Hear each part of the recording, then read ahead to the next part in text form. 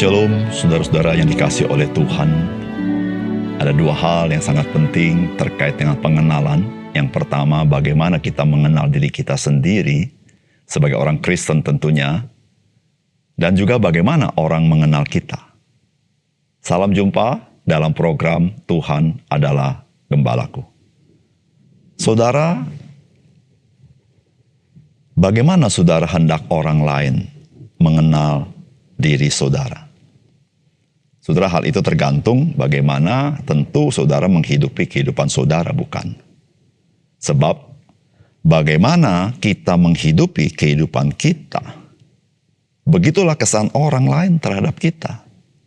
Ketika kita menghidupi kehidupan kita ini seringkali berkompromi, bahkan dalam hal-hal yang mendasar juga kompromi, maka orang lain akan mengenal kita sebagai orang yang dapat ditawar atau tentu tidak berpendirian.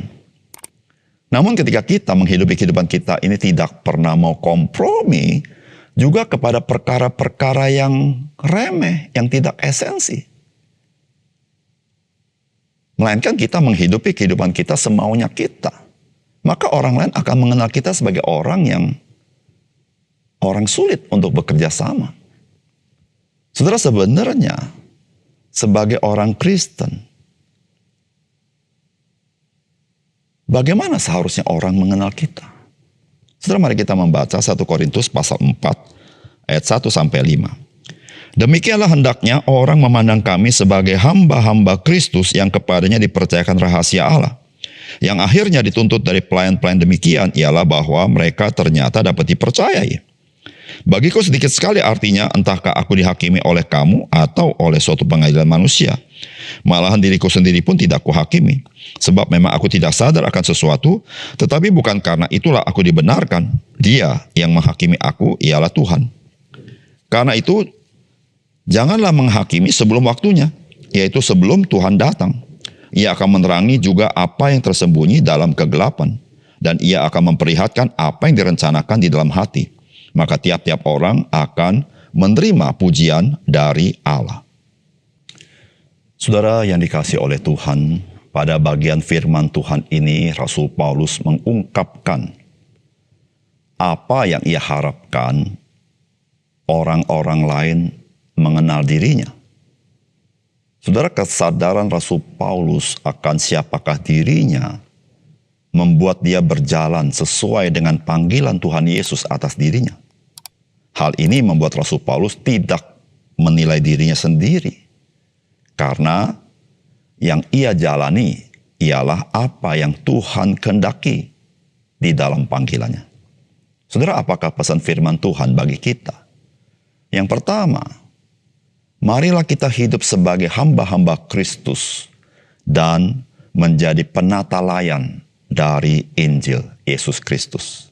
Saudara, firman Tuhan berkata, demikianlah hendaknya orang memandang kami sebagai hamba-hamba Kristus yang kepadanya dipercayakan rahasia Allah. Yang akhirnya dituntut dari pelayan-pelayan demikian ialah bahwa mereka ternyata dapat dipercayai. Saudara yang dikasihi oleh Tuhan Yesus, Rasul Paulus mengatakan bahwa dia merindukan agar orang-orang memandangnya sebagai hamba-hamba Kristus. Saudara, kalau kita bicara tentang hamba-hamba Kristus, maka sesungguhnya seluruh orang percaya adalah hamba-hamba Kristus. Selain orang-orang percaya diangkat menjadi anak-anak Allah. Kita diangkat menjadi anak Allah supaya kita bisa melayani Tuhan.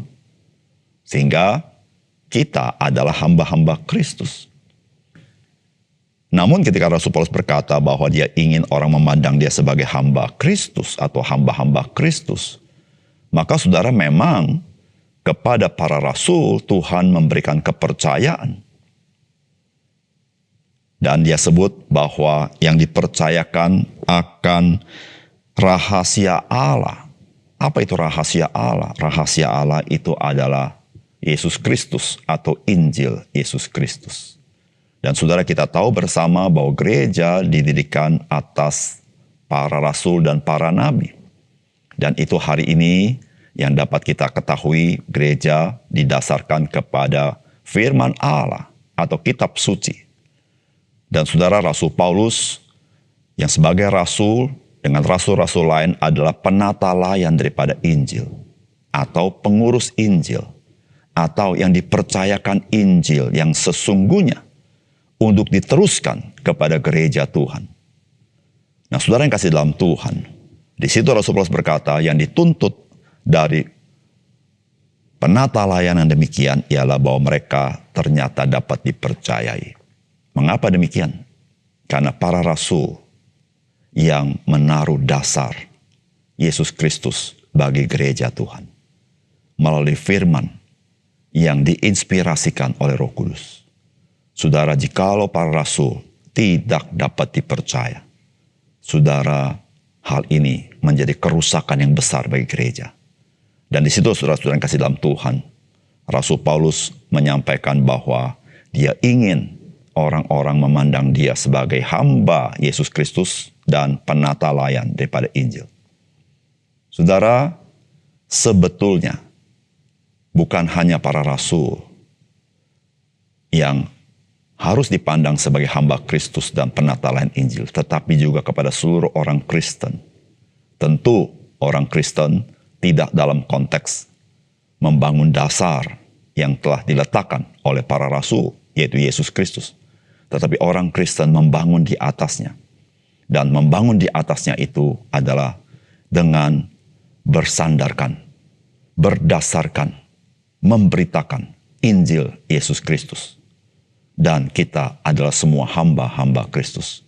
Dan saudara, hari ini kita dipercayakan harta yang indah itu untuk menjadi penata layan. Harta yang indah itu adalah Injil. Dan saudara, kita sebagai orang Kristen tidak boleh menyelewengkan Injil demi semangat pragmatisme atau demi keuntungan diri kita sendiri. Tapi saudara, kita harus melakukannya dengan setia.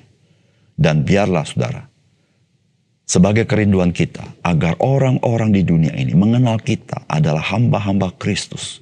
Dan kita adalah orang-orang yang menjadi penata layan Injil, pemberita Injil yang setia, dan mengasihi Kristus dalam hidup kita. Sehingga orang-orang yang mengenal kita, satu kali mereka boleh mengenal kasih Tuhan. Yang kedua, saudara, hendaklah jati diri kita sebagai orang percaya sungguh-sungguh sejati. Sebab jati diri kita akan dinyatakan kelak ketika Tuhan Yesus datang kedua kalinya. Saudara, firman Tuhan berkata, bagiku sedikit sekali artinya entahkah aku dihakimi oleh kamu atau oleh suatu pengadilan manusia.